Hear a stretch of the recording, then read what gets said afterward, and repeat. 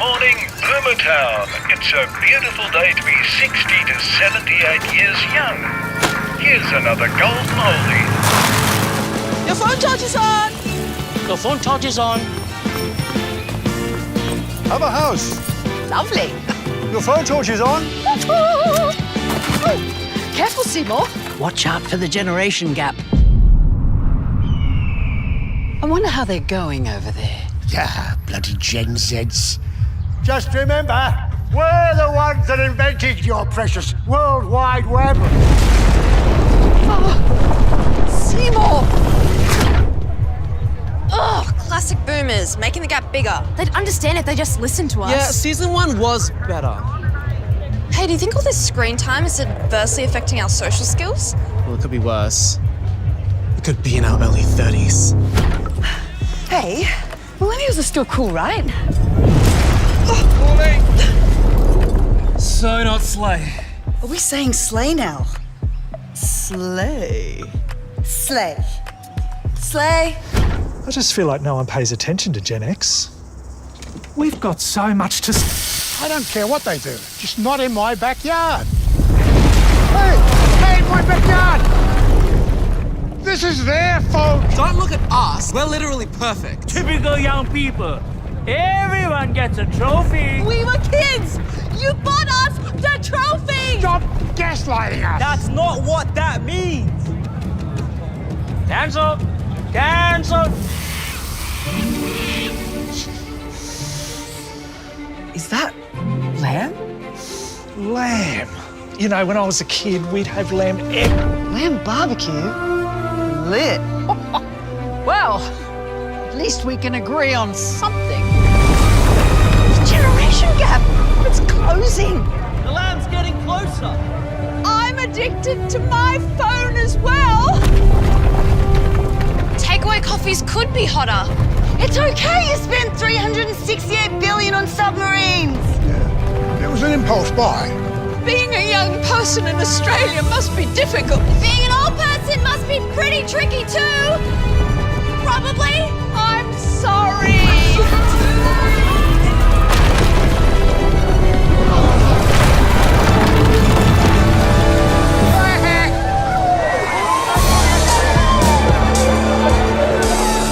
Well, it's a barbecue for the ages. Who's that? Oh, it's John Howard. Oh, who's that? Good to have the country back together. We weren't ever that far apart, sweetheart. That was so funny. That's a funny commercial. That's an Australian lamb barbecue commercial, okay? I can't find any video that will give me an introduction to my message, but you get the point, right? There is a generation gap. Generation gap is so real today. Let me illustrate more further. Look at this hairstyle, Boss Deck. Huh? Now, before the fading generation will have this hairstyle, the new generation will have, my son, Dad, I want a high taper, a low taper fade. And I said, well, all I know is barber, okay? Barber, when I go to my barber shop, like, barber, now, Boss Deck, listen, you have a low taper, you have a mid taper, you have a high taper, you have fade. Ah, man, look at this, mohawks, right? I don't know what generation is this. I think that's a Generation X or millennial. But there's another one here. I asked my son, why do you, is your generation, I don't know that, but that's not our generation. It's like, oh, this is generation gap, right? I think high waist and old generation and low waist for the new younger generation, right? I said, do you wear like this? And my son, I think there's a bass. Where's the bass amp here? I'll turn up this bass amp. Ikaw ha? Uy. Yan. Discipline ka ngayon. Wala, andun pa rin, Brad. Hanapin mo nga dyan. Ano itong ano? But this is the generation gap, okay? Another example is this, during our time, when the start or the school year starts, the assignment is, what did you do last summer, right? What I did this summer. Now people would say, just check my Twitter, just check my Instagram, just check my Facebook. Everything I did last summer is there, okay? That's so easy now. You just go to your social media and you can check everything. Now, Father, our older generation, father used to walk 20 minutes to save $20. Now, Uber, Lyft, scooter, electric scooter or bike, electric bike that you just stop in, you'll spend $20 to save 20 minutes, right? And that is the new and younger generation that they're doing. Or before, of course, our older generation, they would go to Banff. They would, wow, look at this place, it's so good, right? You just have to sit down. My wife took her parents to Singapore. She works there for 5 years, right? And then they were walking and walking. They're taking picture and picture. Her dad said, that view is for the eyes. Stop dragging us to go there, walk here, walk there. We just have to look at that view, okay? But our generation, wow, what a view. Today's generation, selfie. The view looks good if I'm in front of it. That is what's going on today. But those are funny examples of some generation gaps that we have. But let's get things seriously. I know some of you, or I think some of us here have already heard this or said these words. This generation is different. Parents, you're saying like, my kids' generation is different. Or kids, the younger generation would say, you know what? Our parents, they just don't understand me. Our son, Kale, would always, like what I said last Sunday, I think, he would say, Mom, Dad, it's 2026, you know? And I would respond, I know. What? Now what? Because these kids were like, oh, that's old school, that's obsolete already, that's not applicable today. And there's a generation gap here. Maybe you're a parent, and you've said this. Why are they always on their phone? Why? And if I ask questions, why they're making it a big deal? I just ask, have you had your dinner already? Mom, how's your day going? Dad, come on. I was just asking. Why are you making it a big deal? I visited someone, not visited, someone called me because they had this family conflict, family chaos. And you know what that started? The parents just opened the mail for their kids. And the kid was just what do you call that one? So reactive. You're invading my privacy and all. I'm your mom. I'm your dad. I just checked your mail. And maybe you are like some of this younger generation that they would say, they don't get me. I tried to explain already, but they don't get me. This is what we want. This is what we want to do. This is what we want to look. But they don't get me, and they don't even try to understand my world. And they're trying to insist, their generation, they're trying to insist what they want. They don't understand or realize that what they did before is not applicable today. You know that feeling like you're in the same house, the same family, but sometimes it feels like you're living completely in a different world. Generation gap. I'm from the millennial generation. Millennial is the generation Y where technology started. My parents are from boomers. So boomers, Generation X, and then millennial. So the computer started in our generation, right? The cell phone started in our generation. And I remember the time when my parents would ask me, oh, by the way, they're very good with typewriters. Do you still know what typewriter is? I think this generation don't know, right? Typewriter is like a quiet machine.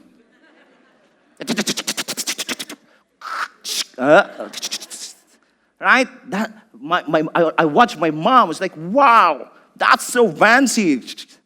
And then the computer came, and then they would ask me, son, can you help me find the how to save this here and there? My dad would here and there, and I would be impatient. It's like, come on, you don't know. It's there, here, put here, there. That's how you do. And then the following day, my dad would ask again, son, how to do that again? And then the following day would ask again. That's generation gap, right? Then cell phone came. Wow, 5110 or Motorola by the time, right? My dad would ask, right? Where's my phone? I'm playing Snake. Snake, diba? That's a generation gap, right? But there's a tension in the family. There's a tension because we're living in the same house, but we speak the same language, but different world, different meaning. So instead of conversation, there is frustration. Instead of understanding, there is some assumption. You're not understanding me. You're not listening to me. Why it's such a big deal to you? The reality is there is a real generational gap today. Not in age, but in values, in experiences, and how we see life. And this is what breaks my heart. It is not just affecting families. It is not just affecting relationships.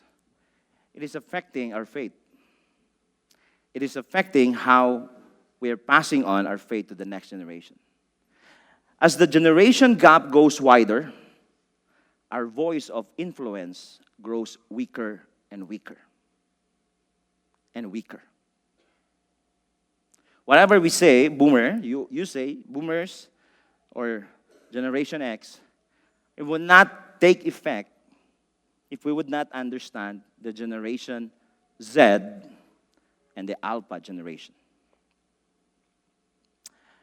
As we distance ourselves from the next generation, we're losing our influence over them.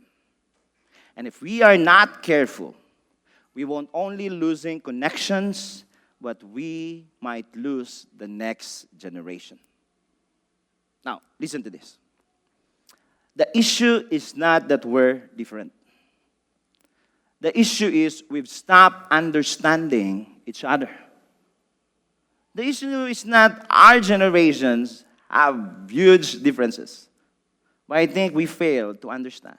The problem is not we're right, our generation is right, your generation is wrong, their generation is right, this generation is wrong. The problem is we don't understand what shaped each generation. So let's learn the different generations that represented in this room. Okay? This room, I think we have around 5 or 6 generations. Okay? Now, you have to understand that every generation, they have their strength, they have their weaknesses.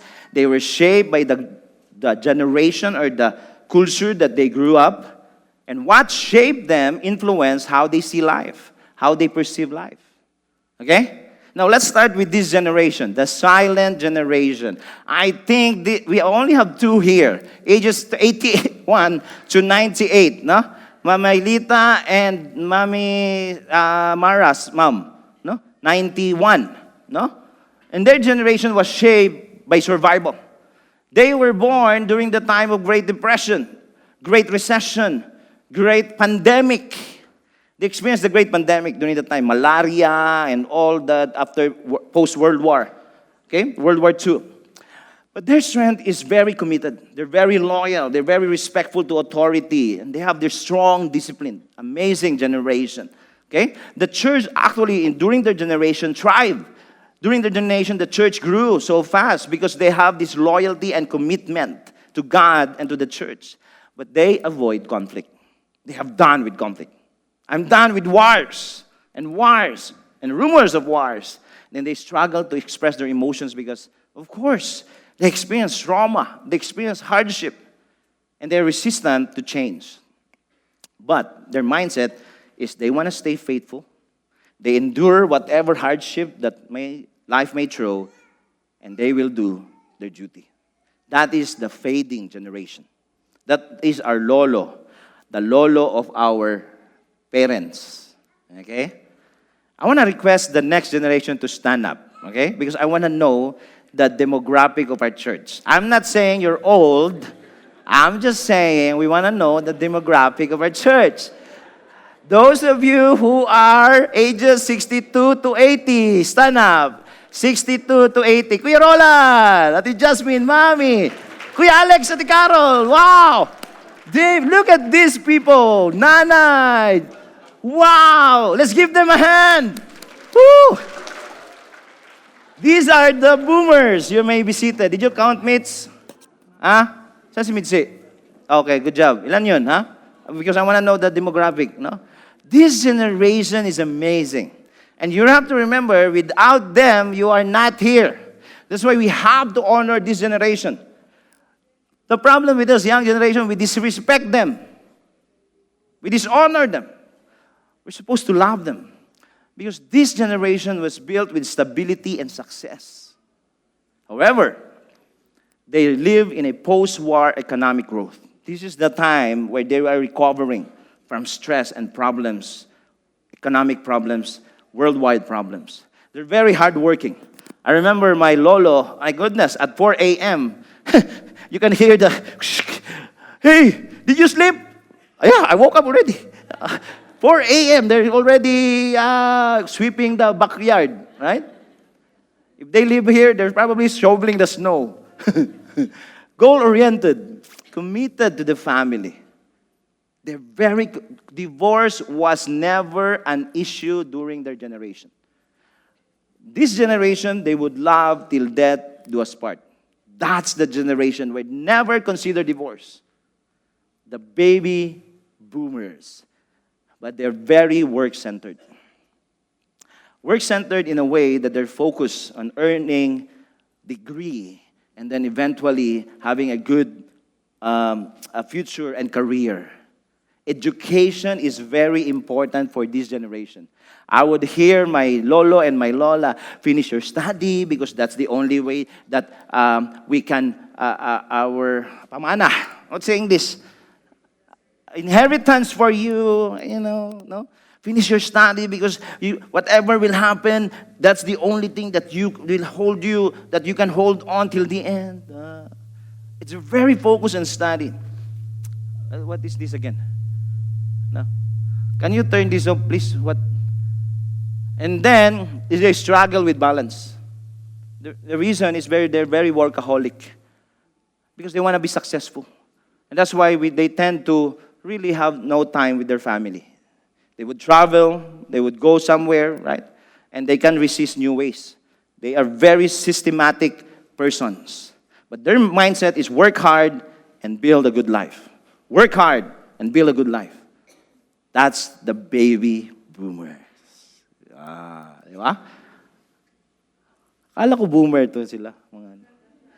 The next one. Generation X. May I request those 46 to 61 to stand up. 46 to 61. Stand up. The Generation X. All right. 46. Ayan. Uy, si Tway, ba't ikaw? Tayo muna. We wanna get your, 1, 2, 3, 2, 1, 2, 3, 4, 5, 6, 7, 8, 9, 10, 11, 12, 13, 14, 15, 16, 17, 18, 19, 20, 21, 22, 23. Mga 30. Okay, you may be seated. 30. Good job. That's you have to, please do your part, David. Paano to gawin to? I-off mo to. This generation learned independence early. You know the reason why? Because of the rise of divorce during their time. So while the boomers, divorce was never a consideration, in this generation, divorce is rising. And that's why there are latchkey kids. You know what's latchkey kids? The latchkey kids are children who return to an empty home because their parents are, after school, they would go home, and their parents are not there because their parents are busy working. Right, no? And this is also the time that people in the Philippines are moving abroad. And that's why these are the kids, their kids have that detachment or disconnection. But their strength is very good, independent. They're very independent. They're very resourceful. Survival for the fetus, no? Adaptable.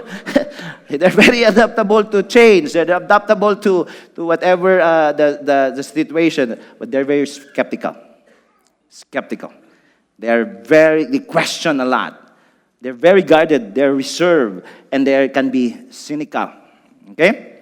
Now, they are, they have, it's so hard for them to trust people. You need to gain their trust. You need to prove yourself for them to trust you. Okay? And this is where, actually, as growing up, this is where the church tensions started. Because there are people that distrust the church, distrust the leadership, distrust the pastor. But their mission, their motto is, I'll take care of myself. I'll take care of myself. Okay? That's the Generation X. I thought that I was a Generation X. But because my friends are from Generation X, and then when I check, oh, I'm from Millennial. And that's the next generation. Let me present you the Millennial, ages 30 to 45. Stand up, Millennials. Yan. 30 to 45. Wow. Look at the Millennials, 30 to 45. Oh. Millennials, 2, 4, 6, 8, 10, 12, 14, 16, 18, 20, 22, 24, 26, 28, 30, 32, 34, 36, 38, 40, 42, 44, 46, 48, 50, 52, 54, 56, 58, 60, 62, 75 siguro. No? 70, 75. Okay, you may be seated, Millennials. Yan. This is the the start of technology. Millennials. No? But this generation, look at this generation. While they are very techy, because that's the start of technology, they're searching for purpose. Because they grew up from a very high standard parents, the boomers, right? Or some of them are the Generation X, the rise of divorce. That's why they're seeking for purpose. We're seeking for purpose. Why, Lord? Why you brought me here? That's me. Why you brought me here in Canada? What's the purpose of this life? I'm looking for meaning. I'm looking to help, to make an impact and difference. But this is the part where internet started. Wow. MIRC. Yeah, you don't know that. ASL, please. Age, sex, and location. I'm 18, male, and Davao. How about you? I'm Davao too. Care for eyeball? Eyeball ka agad, no? Okay, sure. Pagdating sa mall, pangit. Azaz! I know you guys, no? You've done that before, no? Pagdating sa mall, where are you? Traffic. I don't, no car. Azaz! I've done that before, no? Millennials, you've done that before. Aray ko. Yahoo Messenger, no? That time, Yahoo chat. Skype, no? Friendster, no? Who met in Friendster here? Huh? I know someone met in Friendster here, eh, no? You don't know that, no? That's before Facebook, before Instagram, Friendster. Meron pang isa eh, yung mga picture nga. MySpace, yeah.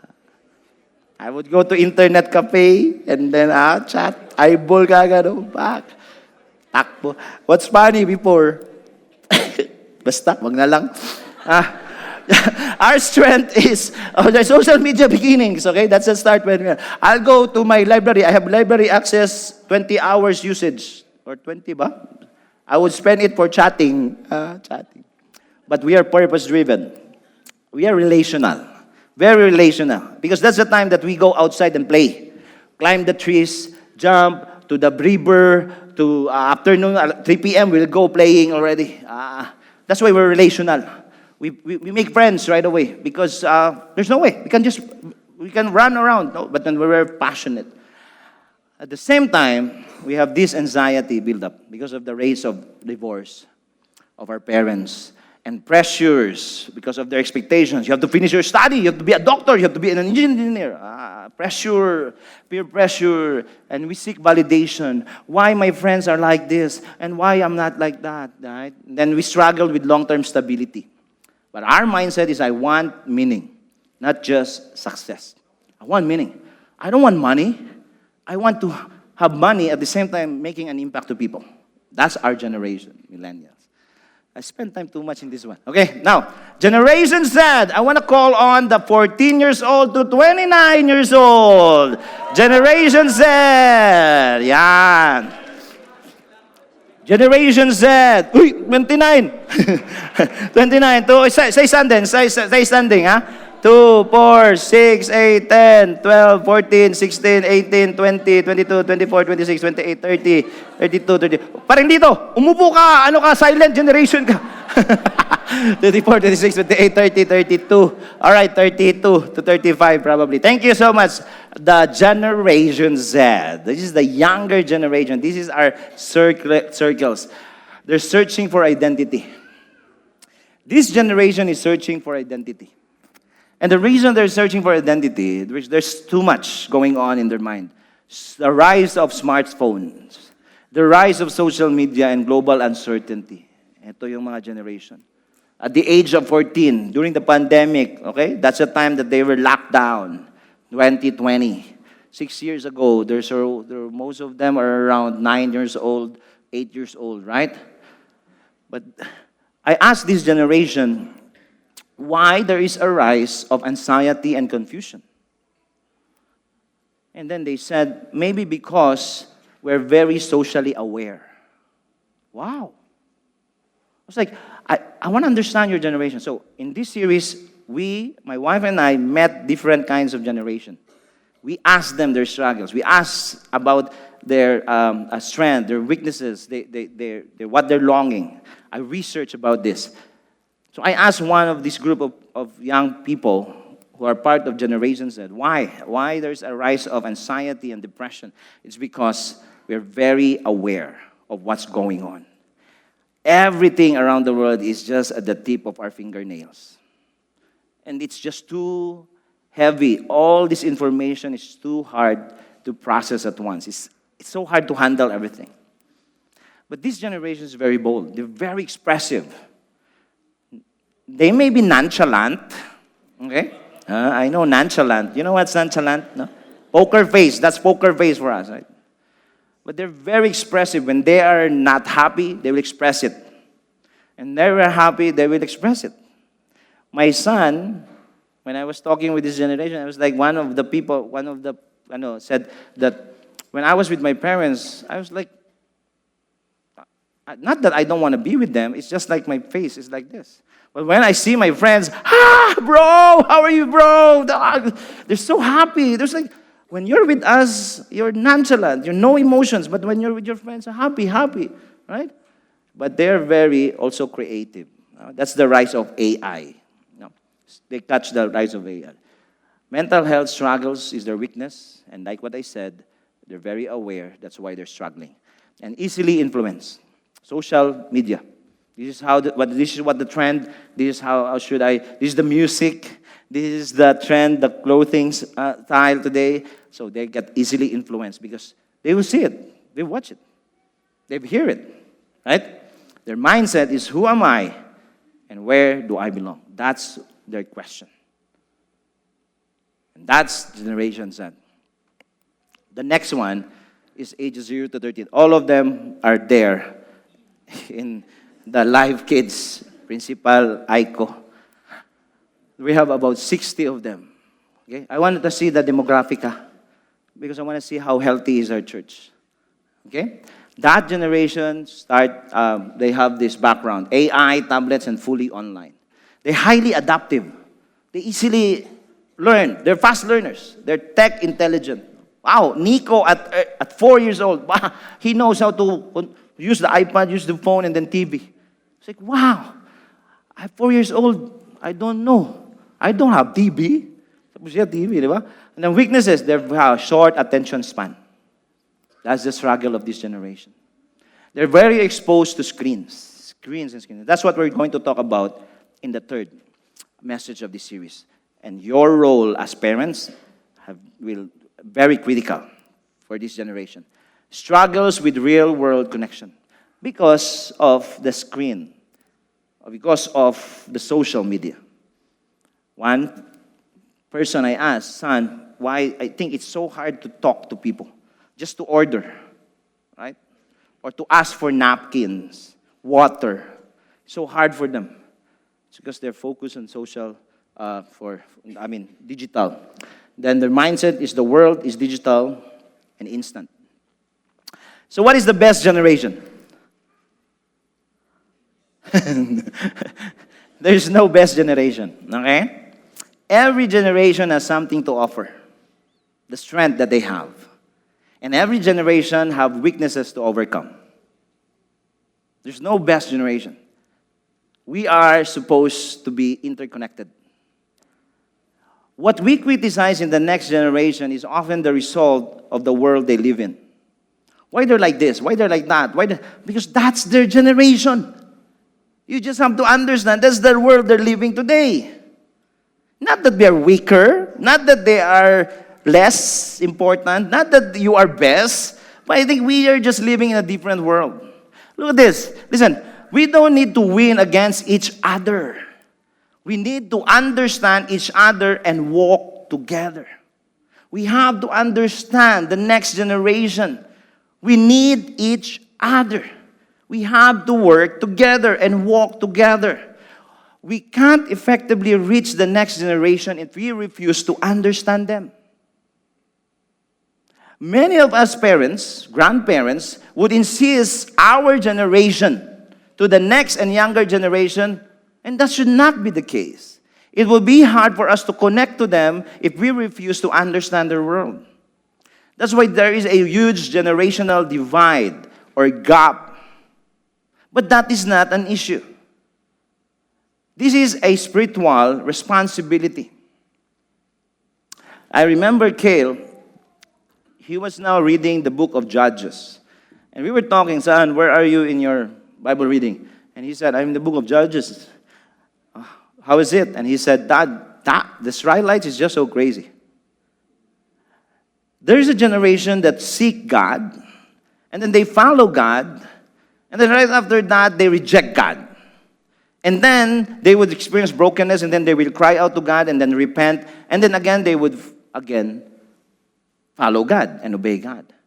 And then there's another generation after following God, another judge rose into power, and then that next generation will reject God, again will experience brokenness, will repent, and then will follow God again. And then the cycle goes on and on and on and on and on. And that is what's going on today. And that is what breaks my heart today, that we are losing the next generation. This must not be the case today. You have to understand that you are the link to the next generation. You are the key whether the next generation would reject God or would love God. Whether the next generation would follow God or would follow the world. You are not only the key, you are called to save and inspire the next generation. And look at what David said.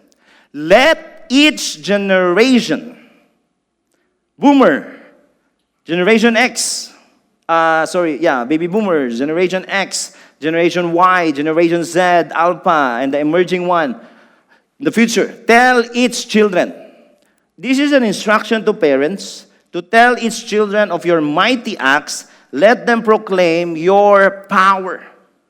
This is not just a pastor's responsibility. This is not the church leader's responsibility. You are part of this generation, and you must embrace this responsibility. You are called to inspire the next generation. You just need your testimony to tell this generation, and this is very intentional, to tell this generation. This is not accidental. This is not like you will just let them discover God. No. Faith is not automatically transferred. It must be intentionally shared to the next generation. Now, what should we do? We must tell its children your mighty acts, what God has done in your life. Not just teaching them about rules. The problem with us generations, we tell them, don't do this, don't do that. Be like this, be like that, don't be like that. No. Instead of sharing rules, you must share to them who God is or what God has done. They need to see that God is real in your life. Our role is to proclaim God's power to them. Speak it to them. Speak to them. Declare who God is and live it. Now, if we don't tell them who God is, the world will influence the next generation. And that is what's going on today. God's plan was never for one generation to experience Him and then the next generation to figure out themselves. That's not God's plan. God's plan is for this generation to experience Him and for this generation to tell the next generation what you have experienced with God. Are we communicating? Do you get what I'm trying to say? We have to tell them how God is so faithful in your life. We have to tell them who God is in your life. We have to tell the next generation. Otherwise, we will lose the next generation. Let me reiterate this. You are the link to the next generation. When one generation fails to share God, the next generation begins searching for identity elsewhere. We are not just called to follow God, we are called to pass on our faith to the next generation. So let me do this. Okay, 5:20. Bear with me, okay? Bear with me. Let me do this. I will share with you what are we doing wrong as a generation. And I will share with you later what we can do better. What are we doing wrong and what we can do better? Let me start with what we're doing wrong. What we're doing wrong is we teach. Now, don't get me wrong. It's good. Teaching is good. Teach is not wrong, okay? But teaching without follow-through is wrong. Telling them what to do and not doing it yourself is wrong. Are we communicating? Do you get? That is the number one reason why we're losing the next generation. Hypocrisy at its finest. We go to church together as a family. When we get home, we're yelling at each other. We go to church as a family, we're so happy. And then when on our way home or during eating, there's fighting, there's tension. We go to church, at the same time, we don't talk throughout the week. Hypocrisy at its finest. Let me explain. We talk more than we walk. We say the right thing, but we don't always live them. They don't need lectures. They need living example. I can hear the amen sa mga circles. Real life examples. We tell them, don't be on your phone too much, but you are always in your phone. We tell them, don't play video games, but you are in your video games too. We tell them, put God first, but they cannot see that in your life. You talk too much, you walk little. Allah, please pray for me. Sometimes I'm so bold. No, don't take it as I'm sermoning you, okay? I'm just telling you the truth. I love you guys, okay? I love you. Don't take it I'm sermoning. The second one is we ease their struggle too quickly. The problem with us parents, we rescue them too quickly instead of letting them struggle to grow. Sometimes struggle is the way to shape their faith, to help them grow. Last Friday, Nico climbed the wall climbing. When I was there on top of the... Daddy! Help me down! I said, I was sitting there. You found your way up, you figure your way down. The mom is like, Dad, help, up, move away. And then mommy, of course, mommy, di ba? Are you okay, son? Help me down. Let him figure out. Daddy, no. Figure it out. And then he found his way down. What's going on with the new parents today? Sleep over lang. Hi, son. How are you? Son. During our time, ay, matigas si ulo mo na. Di ba? Nasaktan ka na. Di ba? That's our time. You fell down, you dropped, you scrape your knees, you still receive spanking. Wow, boomers, hello. But that helped us become resilient. The problem with the new parents today, you're so quick to rescue. Let them struggle. Not suffer. Not suffer. Struggle. Not suffer. Struggle. That is the way for them to grow. A psychologist named Catherine Hetch, she shared about how to give your kids confidence. Bravery, anxiety plus bravery, meaning struggle plus facing their struggles equals confidence. No? The problem with many 20 years old, 25 years old, today, no, we would say something, they will go to parents. See, I heard this from my friends, I heard this from pastor, I heard this from my... Oh, I admire my paring Lito. David would do that. I go back. No? Because, come on, you have to raise your kids to become better, to grow and learn. Okay? Young parents, if they, look at them. If they will drop, if you catch them, that's the time they will start crying. But if they will, what you call, English, stumble and fall, and you just ignore them, they will just stand up. Diba?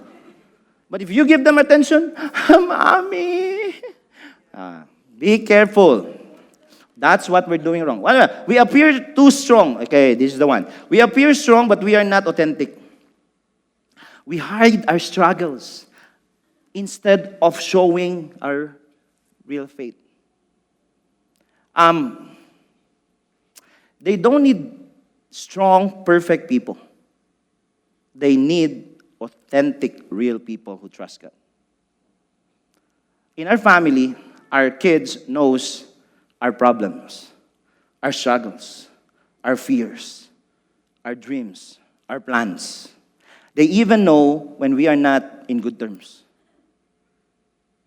And they are involved. Dad, what's wrong? Mommy is like,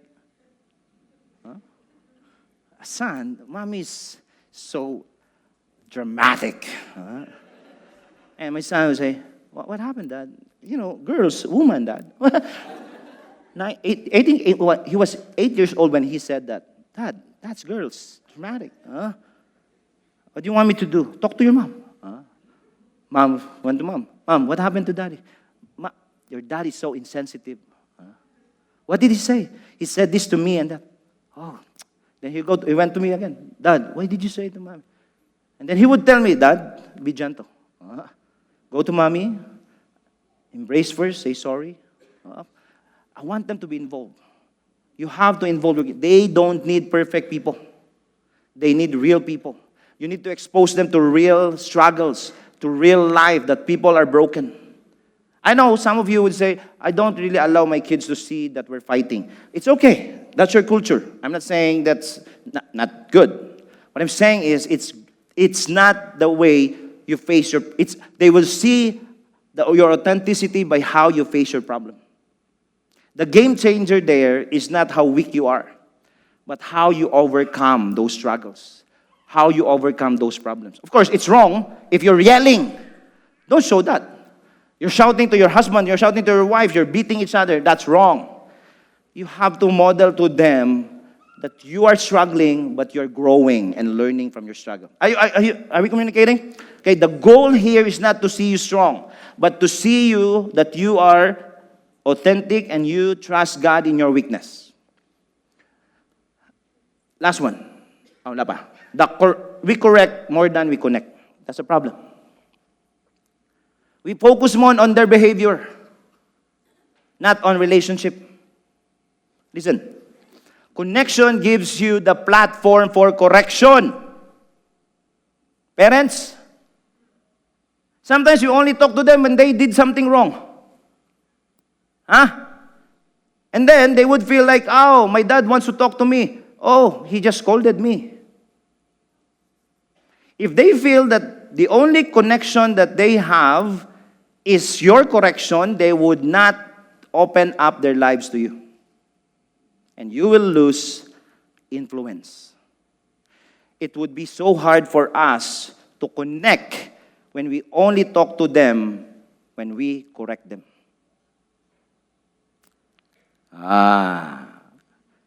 So connect. not correct. Ages 12 or 13 up, you don't correct. The best way is connect. You correct at the ages 0 to 6. You train them at the ages 7 to 12. But 13 up, the more you correct them, the more that they will be rebellious. Yeah. You have to connect. Last one. What are we doing wrong? We hand them rules instead of helping them know God. We give them instructions without relationship with God. Keep in mind, rules can control behavior, but only God can transform their heart. So don't focus on rules. Help them focus on knowing God. When we say, don't do this, don't do that, be like this, be like that, we never help them understand who God is in their life, or in your life. The always question I receive is why? My kids will always ask why. Then that's the time you have to sit down and answer that question, why. When they ask why, you have to answer that. That's the opportunity to sit down and spend time with your kids. Don't do this. Why, Dad? Don't go there. Why, Dad? Why I cannot sleep over with my friend's house? Why I cannot go out? Why? They would ask that. No, be patient. Explain it. Okay? If they only know rules, but don't know God, they will eventually walk away from both. So don't share just the rules. Share them how to know God. Are we communicating? Are we still good? You want to closing prayer now? Because it's already 5:30. Give me 10 more minutes, okay? What can we do better? We must model. Model. Not only teach. Let them see your faith in everyday life. What do I mean? Look at this verse. These commandments, sabi ni Moses to the people of Israelites, these commandments I'll give you today or be in your hearts.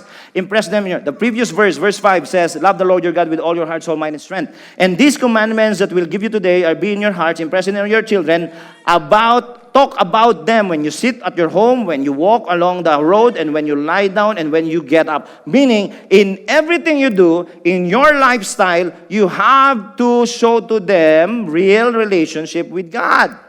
Let them see you when you pray. Let them hear you when you pray. Let them see that you go to church, that you go to life group, that you involve, you stay in you serve with your gifts. That's how you can help the next generation. One time, Kale came to me and said, Dad, I really have not seen you reading your Bible. I was like, what? Yeah. You're telling us to read our Bible, but I haven't seen you read your... Where's your Bible? I was like, son, I'm reading my Bible through my phone. Oh.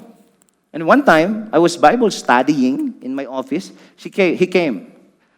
And then I said, son, look at this. Look at my screen. What is that? Oh, Bible. See, I'm reading my Bible. Right? One time, so their routine is every night, clean up, after clean up, brush their teeth, after brush their teeth, stay on the bed, read Bible. The kuya, the Kale will read Bible for Nico. Then we came. We'll join them. So, I'm done. I'm ready for bed. So, we sleep together. We sleep, 4 of us. Right?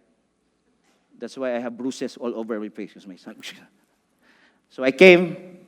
I got my phone. I just lie down. I got my phone.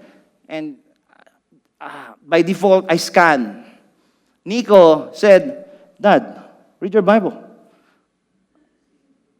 And then he followed up, is that your Bible? Wow, bro, I just can't. A minute or two. Okay, read my Bible. They will observe you. They will see how you live your life. They're watching even when you think they're not. Okay? You have to really show to them what it means to have a relationship with God. Open, honest conversation. Create a space for an open, honest conversation. Talk about your struggles. Listen to this. James 1:9. Understand this, my dear brothers and sisters. You must all quick to listen. Quick to slow to speak and slow to get angry. If they can talk to you, they'll talk to the world. If they can talk to you, parents, okay, they will talk to the world. Okay? We have one rule. One of our rules at home is there's no dumb questions. Ask me any question. Any question. Okay? And we also schedule time together. We have once a month family time, and we have once a month mother and sons family time, father and sons time. Because we want to sit down and just talk. Silly things, serious things, whatever things. Connection doesn't happen by accident. It must be intentional. Okay? Next one. Demonstrate grace and truth. This is what I'm trying to say. Balance grace and truth. Responds like Jesus. Respond like Jesus. Look at what Jesus said. The Word, Jesus, became flesh and dwelt among us. We have seen His glory and the glory of the one whose only Son. He came from the Father, full of grace and truth. Balance. He would correct people, but at the same time, He would love people. He would love people, but at the same time, He would tell them, don't do it again. He would not condemn people. He would not condone their sins. The truth without grace pushes people away, but grace with truth throws them in. Right? When we make a mistake, instead of reacting immediately, maybe we can slow down. We don't ignore the issue. We don't attack the person. We correct the behavior, but at the same time, we must protect the relationship. That is the balance of grace and truth. Engage their world. Engage their world. Understand the culture they're living in instead of rejecting it. Okay? I'm not saying conform. Romans 12:2 said, do not conform to the pattern of this world, but by the renewing of your mind. Okay? But be transformed by the renewing of your mind so that you will have wisdom to do what is right. Now, I'm saying is conform, do not conform to the pattern of this world. What I'm saying is understand their world. Understand their generation. Because you can't guide what you refuse to understand. You understand their music. My wife and I are so intentional at that. We understand the music. What are the lyrics of that song? One time, Kale was singing the Bruno Mars song. Of course, it's music. And then when we research it, oh son, look at this verse. Look at these lyrics, cursing. Oh, I don't like that. And he's not saying that anymore. And then my son Nico, his favorite song is Baby, Baby. I love Baby, Baby. Yun ba yun? Oh, basta. And then he wants to sing it in church. You audition to Uncle Barry and he will accept it. Okay? Ask them about what their games they're playing. If you don't understand, just understand it. The videos they're watching. The trends they're following. Even if you don't like it, you have to understand their world. Don't insist. Just understand their world. Influence starts with interest. Influence starts with interest. Lastly, lead by example consistently. Live by what you believe daily. Be consistent. Paul said, follow my example as I follow the example of Christ. Your example, your life is their Bible. The life that you have, the life that you're living is the loudest message they will ever hear. If you are living a double life, even how many times you'll tell them, love God, go to church, you will fail. They will see how you talk to your wife. They will see how you treat your wife. They will see how you respond to stress. They will see how you handle conflict. Just this week, my son, Kale, asked me about a topic, about something. I said, Khan, sit down. Let's talk. So he was cleaning because they've done eating. And he sat down and we talked. I shared. This is what happened. This is what we did. This is what we did. This is everything. And then Kale is saying, wow, thank you, Jad, for sharing. I answered question. I never filter. I have to guide him. See the real world. And I said, son, in this world, you will have struggles. In this world, people will criticize you. One day, I said, Barry, one day, you will play there. You will play piano. Uncle Barry said, Kale, I gave that illustration. Kale, I don't like I think it's better that you play this way because I don't like the way you play. You have two responses, son. The first one is you would say, thank you, Uncle Barry, for your feedback. Help me improve. Help me teach me how to play which best way. Or the second option that you can do, son, is, Uncle Barry, you're old school. I'm new. I went to school. I went to study piano. And then you're telling me my playing is bad? And I asked him, which one is best? Respond. The first one, the next one. And then he said, the first one. The second one is so prideful. And then he said, you will face struggles. You will face the reality of broken world. You have two options to respond. You are not preaching. You are preaching, a message every day. They will see your life every single day. Even when you're not speaking, your life is the loudest message that they will hear. So remember, let's not only teach because that informs. Let's model because this one transforms. The next generation is not just listening to what we say. They are watching how we live. They're watching how we live. Now, you will have some objections. Who would understand more? The younger generation or the older generation? I would say both. We should understand each other. But hear me. But the older generation carries greater responsibility and accountability for setting an example and inspiring the next generation. Remember the verse? Psalms 145:4. Let this generation tell its children. The older generation teach and model their children of your mighty acts and mighty power. It's not the other way around. The younger generation to tell the older generation, it's not the other way around.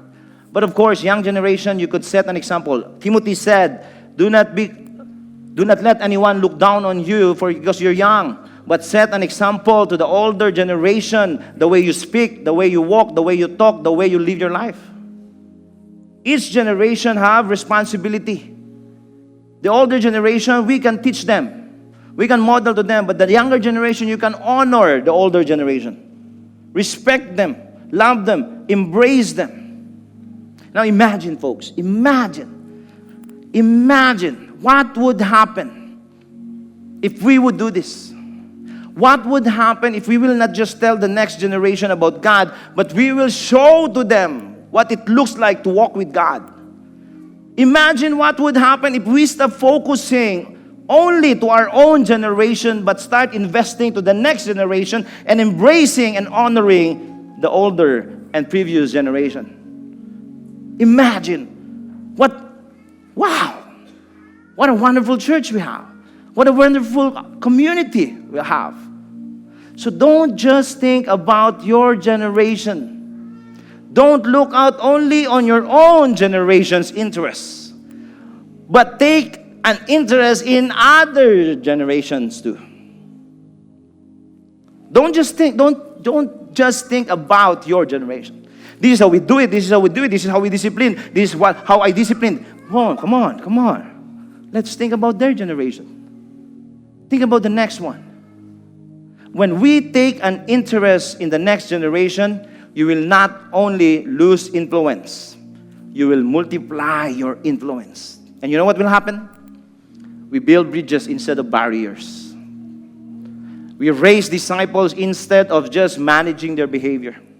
Real transformation. And connection grows, faith deepens, and generations walk together with God. Imagine. This is not about young versus old. This is not about who's best generation. It's about walking together.